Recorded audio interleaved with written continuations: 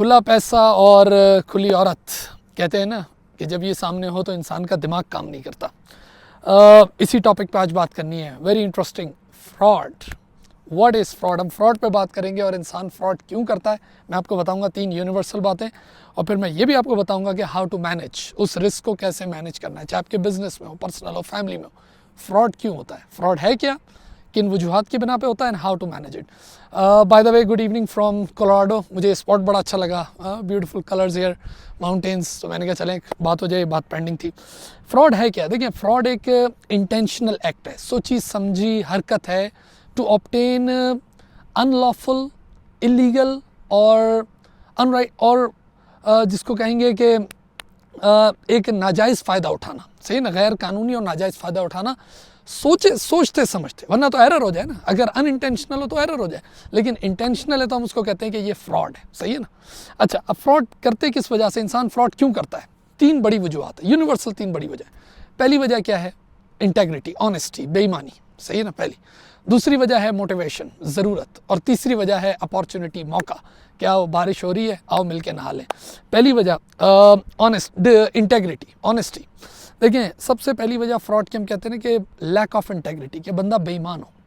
अच्छा, ये बेईमानी सम टाइम कल्चरल फैक्टर्स की वजह से भी होती है, कि भाई माशरे ऐसे होते हैं, उसमें पले बड़े होते हैं कि जहाँ पर झूठ बोलना, गलत बात करना, ये सब नॉर्मल होता है, सही ना, कल्चरल नॉर्म्स की वजह से। सम टाइम ये इसीलिए कुछ कंपनीज हायर नहीं करती फॉर एग्जीक्यूटिव पोजीशन या फॉर ट्रेजरी पोजीशन या पैसों की पोजीशन होती है उसमें, for certain people from certain culture, from particular culture, कि उनको पता होता है यार इस कल्चर में झूठ बोलना, ये सब चीज़ें नॉर्मल है, आप लोगों को भी पता ही बात है, ठीक है ना।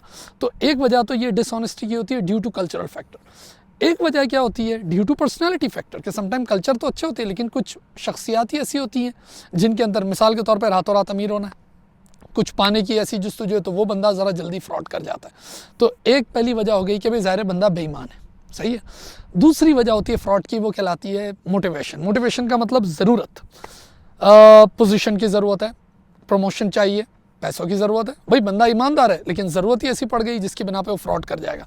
हम मानते हैं कि भाई क्या करे कि ईमानदारी कितनी देर तक रखेगा, ज़रूरत ही ऐसी पड़ गई, तनख्वाही इतनी नहीं है, कोई और वजह है, किसी किस्म की भी ज़रूरत, सही ना, मैंने कहा ना, वो अथॉरिटी की, स्टेटस की, पैसे की, कोई भी ज़रूरत, वो इंसान को फ्रॉड कराती है। अभी मैं आपको बताऊंगा कैसे उसको मैनेज करना है। और तीसरी बहुत बड़ी वजह, जिसको मैं कहता हूँ बहुत अहम वजह है, वो है अपॉर्चुनिटी, मौका।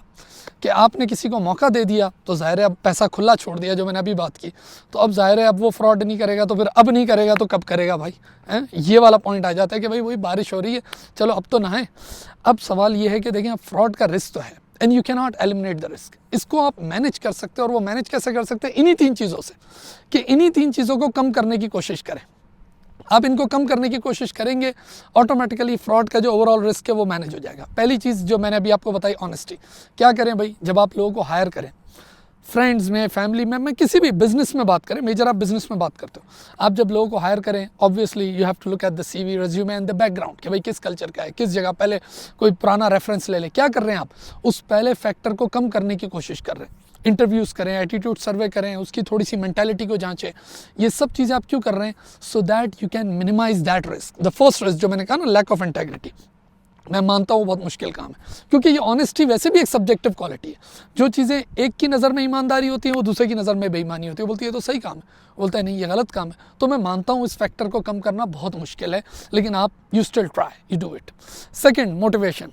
किसी की मोटिवेशन को कम करना कि यार वो फ्रॉड ना करे। कैसे करेंगे? मिसाल के तौर पर यू हायर एन एम्प्लॉय, आपने उसकी तनख्वाह इतनी कम रखी है, यार वो और क्या करेगा, यार फ्रॉड ही करेगा ना। आप ये देखो कि आप ये देखोगे जब वो आता जाता है, बस का किराया कितना होता है, फॉर एग्जांपल, सही ना, ट्रांसपोर्टेशन कॉस्ट कितनी है, उसके बीवी बच्चे कितने हैं। मेरी तो अमूमन ये आदत थी कि भाई मैं एम्प्लॉइज़ को जब भी हायर करूँ, मैं उससे ज़रूर पूछ लेता कि मुझे उसका थोड़ा बैकग्राउंड पता हो, और उसके बाद I am going to offer salary. वो बोलूँ यार इस सैलरी में कैसे काम करेगा, या तो जल्दी छोड़ देगा या फिर कुछ फ्रॉड करेगा। तो मोटिवेशन के लिए ज़रूरी है कि भाई आप उसकी नीड को सेटिस्फाई रखें, सही है ना। अच्छा, ये फिर वही बात है कि पैसा और टाइम, ये सारी चीज़ें कभी भी बहुत नहीं होती। तो मैं मानता हूँ कि इसको हम कोशिश कर सकते हैं, लेकिन इसको भी आप कंप्लीटली एलिमिनेट नहीं कर सकते। लोगों में एक वो होती है एक हंगर है, क्या किस चीज़ की, पोजीशन की, पावर की, पैसे की, जितना भी कर दें वो एक मसला चलता ही रहता है, लेकिन you still try to satisfy the need of your employ. The third factor, opportunity, इसी पे आप सबसे ज़्यादा काम कर सकते हैं। इन दोनों पे बहुत मुश्किल है वैसे, कोशिश कर रहे हैं लेकिन मुश्किल है, और वो है अपॉर्चुनिटी। उसको आप कैसे कम कर सकते हैं? स्ट्रॉन्ग सिक्योरिटी एंड कंट्रोल्स, कैमरे लगा के, हैं जी, सुपरविजन करके, चेक एंड बैलेंस करके, हाँ, जॉब डिस्क्रिप्शन, वो सेग्रीगेशन ऑफ ड्यूटीज़ करके जो कुछ करना है। और यही होता है भाई, यूँ देखें ना, बैंक हैं क्या कर रहे हैं, या बड़े बड़े इदारे जो भी काम कर रहे हैं वो किससे कर रहे हैं? सिक्योरिटी एंड कंट्रोल्स, ताकि वो इस तीसरे फैक्टर को कम कर सकें, अपॉर्चुनिटी को, क्योंकि यही वो फैक्टर है जिसको अगर आप कम करेंगे तो ओवरऑल रिस्क ऑफ फ्रॉड जो है ना वो मैनेज हो जाएगा। वैसे कोशिश तो करें तीनों को कम करें, लेकिन मैंने कहा ना 2 को कम करना बहुत मुश्किल है। इसी पे आप सबसे ज़्यादा पैसा लगा सकते हो, कंट्रोल पे बजट बना सकते हो और मैक्सिमम कंट्रोल लगा के, वरना वो ज़ाहिर ईमानदार और ज़रूरत और वो सारी चीज़ें ऊपर आ जाती है जब मौका सामने खुला पड़ा हो सकता है आपको ये बात समझ आ गई हो, मैंने पूरी कोशिश तो की और थोड़ी डिटेल भी हो गई वीडियो। अब मैं भी इंजॉय करता हूँ, थोड़ा हाइकिंग वगैरह करूँगा, और आप भी अपना बहुत सारा ख्याल रखें। Thank you.